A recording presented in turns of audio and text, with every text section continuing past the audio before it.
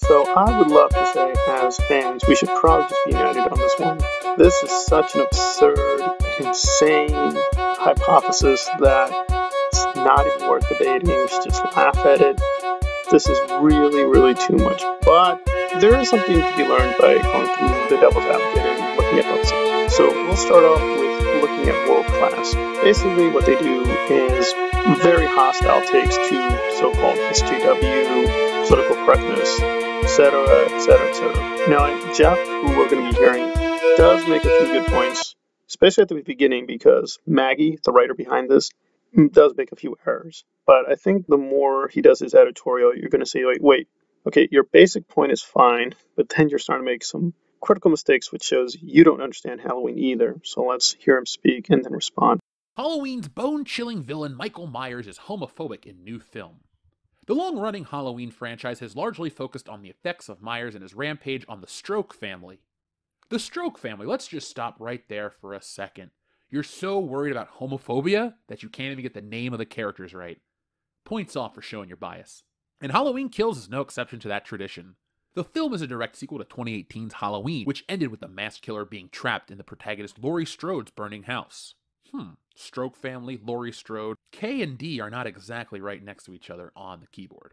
However, fans find out in the new movie that the serial killer escaped the burning house with the help from firefighters, who he eventually killed and proceeded to go on a murderous rampage. At one point in Halloween Kills, Myers returns to his childhood home and finds an unsuspecting gay couple living there.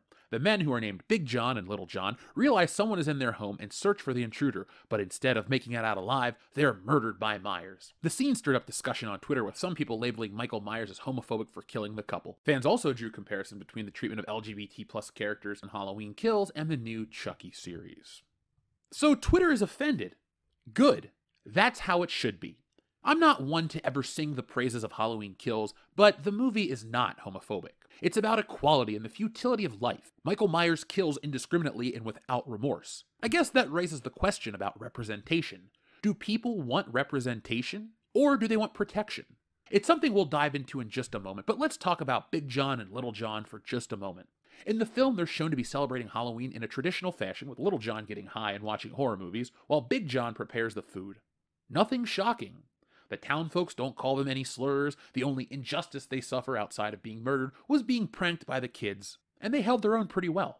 The only perceived slight against them, again outside of the murder, was the meta joke that the gay guy was dressed like a pirate and Michael Myers snuck in the back door and killed him. I don't even think that was intentional, but it was written by Danny McBride, so who knows. The most important part about all of this is the serious issue. Do people want representation or protection? Halloween Kills is treating everyone the same. It's the most sincere form of equality. What do these people on Twitter want? Do they think we're here for the Big John and Little John spin-off series? No, they want gay people in the story, but they don't want them to face any atrocities. How is that fair? They want a protected class. Do they want Michael Myers to be an ally? The dude barely functions as a human. He chows down on dogs, and oh yeah, he's the villain of the story. The bad guy. He's supposed to do bad things. Just because he's an iconic and marketable character doesn't mean he's got to be safe for the family. Disney doesn't own Michael Myers, so let's stop acting like our horror villains should be paragons of virtue, normal or the social justice variety. Michael Myers is the bad guy. The bad guy just kills people. He killed these two people. That's the end of the story. Even though I've used a very long excerpt, I'm actually trying to be nice to him because Jeff makes some minor as well as major errors.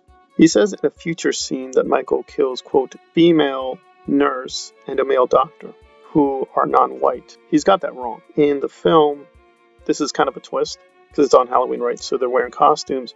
So she's wearing a nurse's outfit, but she's a doctor. He's wearing a doctor's outfit, but he's a nurse. See, it's a joke because they're reversing the roles. Yeah, it's not very funny in the movie either. So he's gotten that wrong in this editorial. But he is correct that this is kind of a lazy, silly article. And yes, she actually wrote stroke, not Strode, not a Halloween expert talking here. Still, is there anything to this? Well, I think overall, no. I agree. This is pretty ridiculous and insane. Now, he's saying that Michael is just evil. That's all he is. He's evil. This is pretty obvious. Well, no. I mean, John Carpenter, at least the way he usually says it, is that Michael is a force of nature. Now, force of nature, by definition, cannot really be good or evil. It's just amoral. Now, again, in some other quotes, he does compare Michael to an evil wind. I don't know how that makes sense, but there you are. So the mythology is a little bit back and forth. Is Michael even a real person, a human being, or is he supernatural? Is he beyond human? Again, the films never entirely clarify. Some go some way, some lean in on Michael being human, some lean on him being supernatural. So even his whole confident premise, well, Michael is just a bad guy, that's not the way the Halloween mythology works. It's a little bit more complex. So he didn't quite understand what Halloween is up to. But I agree with him that we can be a little bit too sensitive about some things. But it does bring up some fascinating questions about that. Michael targets people. In the 2018 version, which I'm going to admit I'm very prejudiced against, I don't like it. And this is one of the reasons I don't like it. You have a scene where Michael kills a teenager. It's a slasher. It's a horror film. You shouldn't be too shocked or surprised. But the thing is, Michael doesn't really do that. And some people brought up as if this was a plot hole that, well, Michael killed a teenager, but later in the movie, he doesn't kill a child. But Michael never really killed children to begin with. In fact, in Halloween, the first film, very explicitly, we have a very well-constructed scene where a kid bumps into him just by pure accident. Michael holds him, then doesn't do anything. So it's actually been a kind of consistent thing with at least some of the first films. Yeah, Michael is pretty sadistic and brutal, but he does have limits. He doesn't kill people all the time, and even some of the lesser films get this right. For instance, I know people hate Halloween Resurrections, but it actually got aspects of this correct. For instance, Michael kills a huge amount of people at the beginning, but he essentially meets this mentally disturbed kid who idolizes serial killers and knows them by heart. And Michael goes up to him, but doesn't kill him. He actually hands over his knife. And the kid narrates Michael Myers' own story as basically the film begins, because it's kind of a fake out. So this is this mythology that Halloween fans have, that Michael just kills, destroys. And that's what Halloween Kills leans on, that Michael just ruthlessly destroys everything. No, Michael, at least in the first films, was pretty discriminating. He did usually kill people, but not all the time. That's, I think, what made him a little bit more interesting than even Jason. There is a kind of choice that Michael makes, and again, it changed depending on the mythology, right?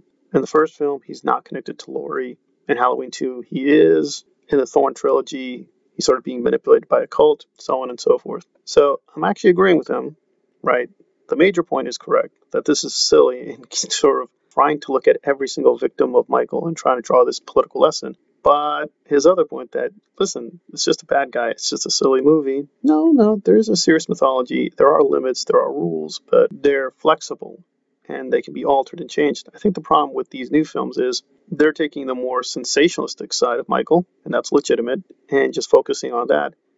They're not concentrating on that Michael is a little bit more than just a guy who goes on a rampage, or at least he used to be. So, again, agreement. Mostly this is silly stupidity and nonsense, and the fact that he chose these two people, kind of silly, it's irrelevant. But in terms of the more major point of how the mythology works, there is, for lack of a better word, a thoughtfulness to how Michael operated, at least in most of the films. But some of the films do just go in for the gore. They don't really pay to that aspect of the mythology. But there is more to Michael than just a guy with a knife, or at least there used to be. But I can understand how some fans are confused because there is a lot of inconsistencies within the franchise.